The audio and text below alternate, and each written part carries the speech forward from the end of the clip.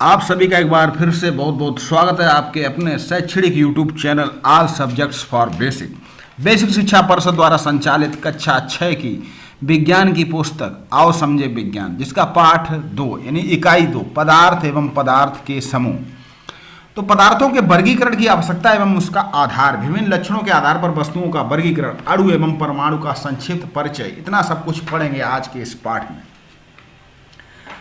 आप अपने स्कूल, घर तथा आसपास अनेक वस्तुएं देखते हैं जिनका आप दैनिक जीवन में उपयोग करते हैं, जैसे तख्त, कुर्सी, खुरपी, हवा, पेड़ पौधे आदि।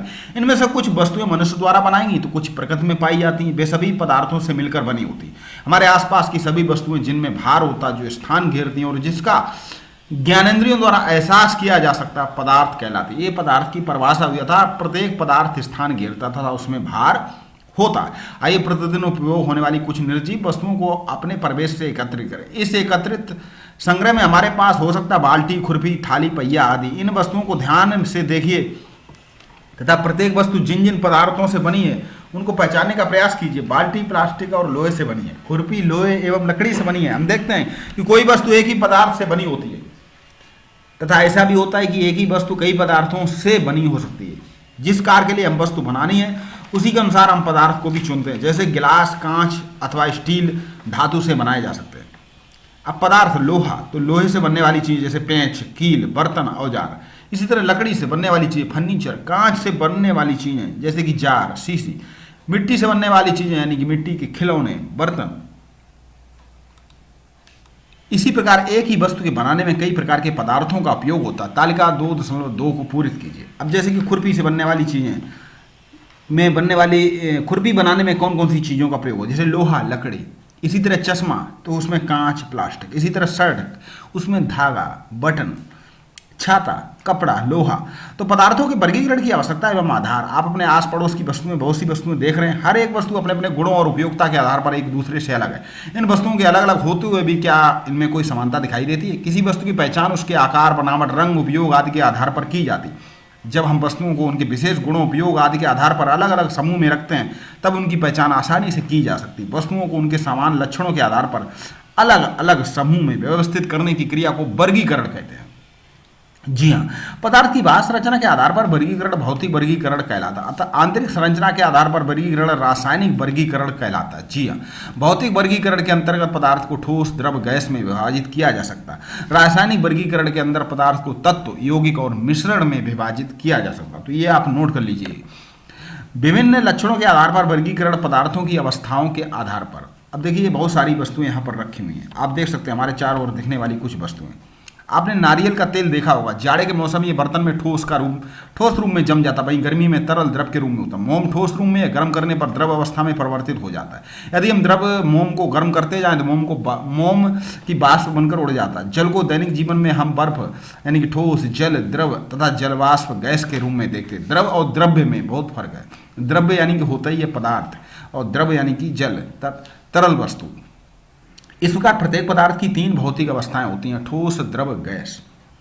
यहाँ पर देखते हैं क्या होगा अगर हथौड़ी कांच की बनाई जाए या गिलास कपड़े से बनाया जाए, तो कुछ भी नहीं होगा।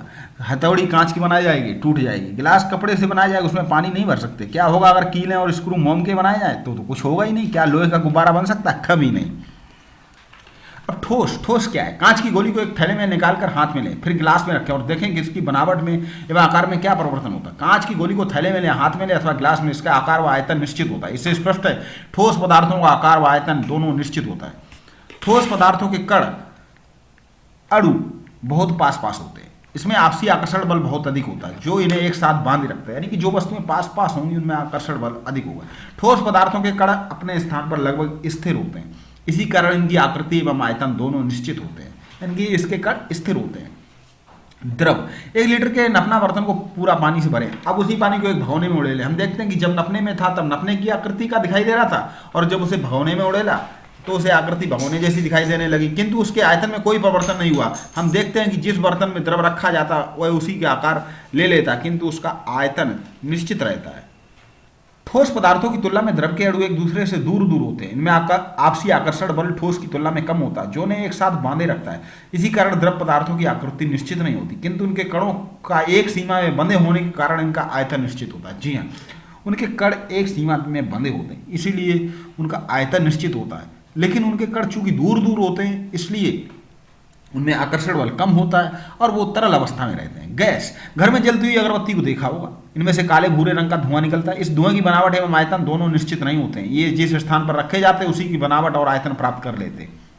इस अवस्था को गैस कहते हैं। गैसीय पदार्थों में कण अपेक्षाकृत बहुत दूर दूर होते हैं, इनमें आपसी आकर्षण बल नहीं होता, ना कि बराबर होता। अतः पदार्थ की अवस्था के आधार पर पदार्थ को ठोस, द्रव एवं गैस में वर्गीकृत किया जा सकता है। जल में घुलनशीलता के आधार पर। अब दूसरा आधार, कांच के अलग अलग गिलासों में नमक, रेत, शक्कर, चाक पाउडर, लकड़ी की बुरादे आदि की थोड़ी थोड़ी मात्रा लें। प्रत्येक गिलास में पानी से आधा भरें। कुछ समय तक गिलास को सावधानी से लाएं। क्या देखते हैं? नमक, शक्कर और चाक पाउडर पानी में घुल जाते हैं, जबकि लकड़ी का बुरादा पानी में नहीं घुलता। किसी द्रव जैसे पानी में घुलने वाले पदार्थों को घुलनशील या विलेय पदार्थ कहते हैं। इसी प्रकार किसी द्रव जैसे पानी में ना घुलने वाले पदार्थ को अघुलनशील, अविलेय पदार्थ कहते हैं। कुछ पदार्थ ऐसे होते हैं जो एक द्रव में घुलनशील परंतु दूसरे में अघुलनशील होते हैं। जैसे नमक पानी में घुलनशील है किंतु मिट्टी के तेल में अघुलनशील है। इसी प्रकार आप जल में घुलनशीलता के आधार पर पदार्थों का वर्गीकरण कर सकते हैं। अब जैसे कि पदार्थ, कुछ पदार्थ जल की अपेक्षा भारी तथा कुछ हल्के होते हैं। जो वस्तुएं जल में सामान्यतः तैरती हैं वे जल से हल्की तथा जो डूब जाती हैं वे जल से भारी होती हैं। जल में कुछ पदार्थों को डालकर देखें कौन तैरती कौन डूबती है। सरसों का तेल जल से हल्का होता तैरता रहेगा। मोम तैरता है, जल से हल्का होता। लोहे की कील डूबती है क्योंकि जल से भारी होती। कांच की गोली डूबती है, जल से भारी होती। लकड़ी का टुकड़ा तैरता है क्योंकि जल से हल्का होता है। इस प्रकार जल के सापेक्ष भार के आधार पर पदार्थों को हल्का या भारी वर्गीकृत किया जा सकता है।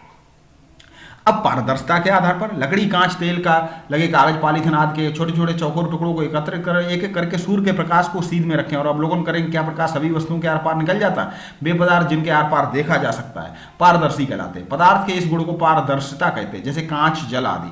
वे पदार्थ जिनके आर पार प्रकाश नहीं देखा जा सकता अपारदर्शी कहलाते हैं, जैसे लकड़ी, कागज आदि। वे पदार्थ जिनके द्वारा धुंधला या आंशिक रूप से यानी कि कम आर पार देखा जा सकता वे पारभासी कहलाते हैं, जैसे तेल लगा कागज, पेंट लगा कांच आदि। इस प्रकार वे पदार्थ जिनके द्वारा धुंधला या आंशिक रूप से आर पार देखा जा सकता पारभासी कहलाते हैं। इस प्रकार पारदर्शिता के आधार पर सभी पदार्थों को पारदर्शी, अपारदर्शी एवं पारभासी जिनके थोड़ा बहुत दिखता है वे वर्गीकृत किया जा सकता है। घर, पास पड़ोस, विद्यालय में पाए जाने वाले अपारदर्शी, पारदर्शी तथा पारभासी वस्तुओं को पहचानें और उन्हें निम्नलिखित तालिका 2.4 में अंकित करें। अब जैसे कि चमड़ा, तो चमड़ा जो है अपारदर्शी है। मोटा कपड़ा वो भी अपारदर्शी है। पतले कांच का टुकड़ा पारदर्शी। पत्थर अपारदर्शी। ट्रेसिंग पेपर पारभासी क्योंकि उसमें थोड़ा थोड़ा दिखता है। कठोरता के आधार पर ट्रेसिंग पेपर वो एक कागज होता है जिसे हम किसी चित्र को छापना होता है तो उसके ऊपर रख देते हैं, उसके ऊपर जो चित्र होता है वो थोड़ा थोड़ा दिखता है, ट्रेसिंग पेपर कहलाता है। कठोरता के आधार पर कुछ ठोस पदार्थ जैसे लोहा, लकड़ी, कांच के टुकड़े, रुई, ऊन, रबर आदि की गेंद, स्पंज आदि लीजिए एक एक करके इन उंगलियों से दबाए। कुछ पदार्थ आसानी से दब जाते हैं, ऐसे पदार्थों को मुलायम पदार्थ कहते हैं। कुछ पदार्थ उंगलियों से दबाने पर नहीं दबते, इन पदार्थों को कठोर पदार्थ कहते हैं। अब चुंबक के आधार पर सापेक्ष व्यवहार के आधार अपने बस्ते में से पेन, पेंसिल, प्रकार, रबर, चाक आदि ले। इसके अतिरिक्त लोहे की कुछ कीलें, लकड़ी का बुरादा, चाक पाउडर, प्लास्टिक के बटन, आलपेन को किसी कागज पर अलग अलग रखें। एक क्षण चुंबक ले। प्रत्येक वस्तु के पास बारी बारी से चुंबक को लाएं। क्या देखते हैं आप लोगों को निम्नलिखित तालिका में लिखें। कुछ प्रत्येक वस्तु के पास ले जाए।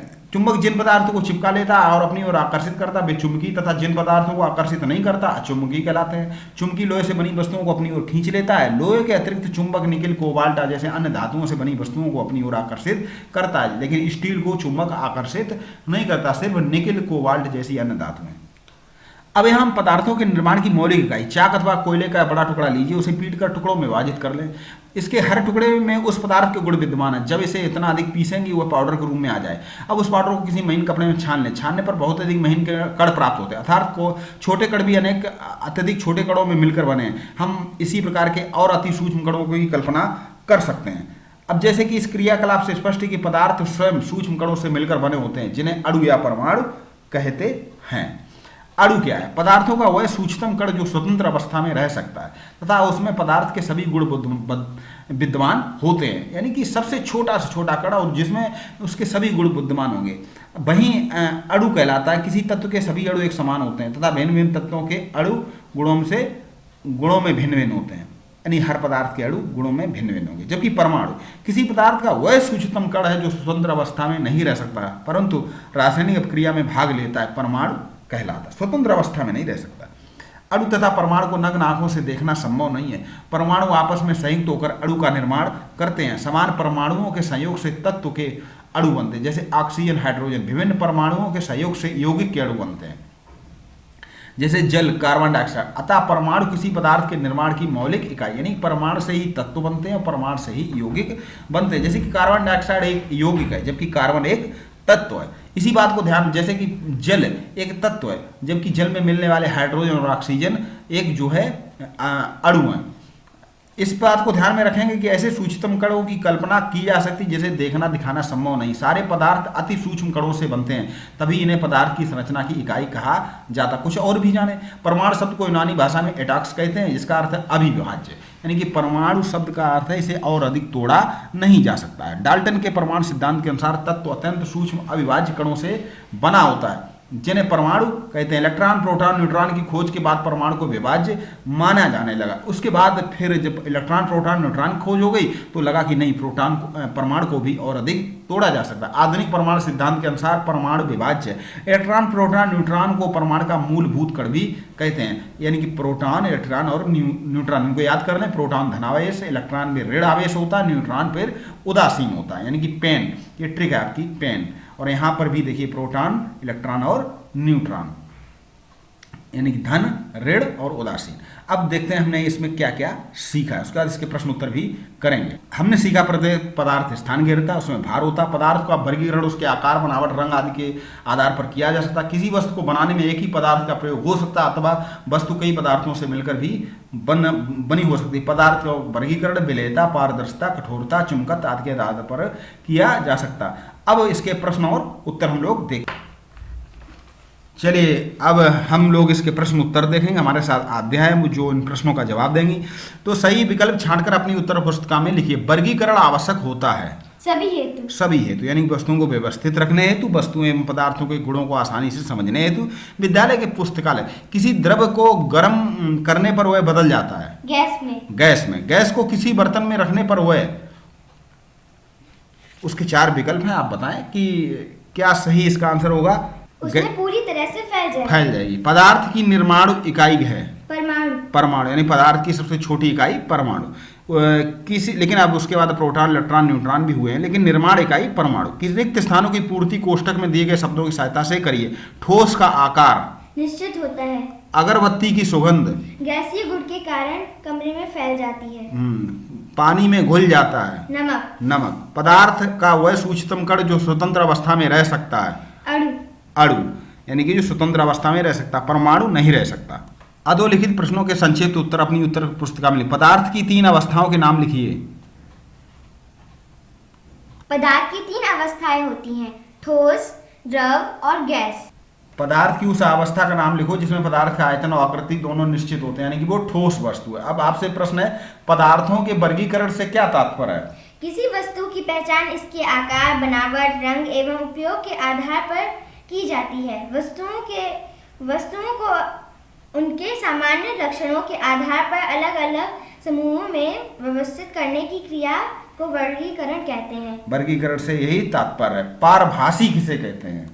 पारभासी वे वस्तुएं होती जिनमें प्रकाश थोड़ा बहुत आर पार जा सकता है, जिनके आर पार थोड़ा हल्की मात्रा में देखा जा सकता है। कारण बताइए। द्रव पदार्थों की आकृति निश्चित नहीं होती है क्योंकि उनके कण, उनके जो अणु होते हैं वो काफ़ी दूर दूर होते हैं, इसलिए उनमें आकर्षण बल कम होता है, इसलिए उनकी आकृति निश्चित नहीं होती है। लेकिन एक सीमा तक आकर्षण बल होता है, इसलिए उनका आयतन निश्चित होता है। जल से भरा गिलास खाली गिलास की अपेक्षा भारी होता है जी, क्योंकि उसके अंदर जल होता है जिसके अंदर भार होता है। निम्नलिखित प्रश्नों के उत्तर अपनी उत्तर पुस्तिका में लिखें। एक प्रयोग द्वारा बताएं, स्पष्ट करें कि पदार्थ स्थान घेरता है। एक गुब्बारा ले, उसमें हवा भरे। गुब्बारे के फूलने से गुब्बारा स्थान घेरता है, अतः स्पष्ट है कि पदार्थ स्थान घेरता है। किसी पदार्थ को ठोस अवस्था में द्रव अवस्था से ठोस अवस्था में कैसे बदला जा सकते, उसको गर्म कर और उसको ठंडा कर। ठोस, द्रव और गैस में अंतर उदाहरण सहित स्पष्ट कीजिए। तो चलिए इन प्रश्नों को आप लिखेंगे और इनके प्रश्नों को डिस्क्रिप्शन बॉक्स में आपको दिए जाएंगे इन प्रश्नों के उत्तर। तो चलिए मिलते हैं अगले पाठ पर। आप सभी को बहुत बहुत नमस्कार। चैनल को सब्सक्राइब कर ही लिया होगा, बेल आइकन बटन भी दबाया होगा और चैनल से आप जुड़ गए होंगे।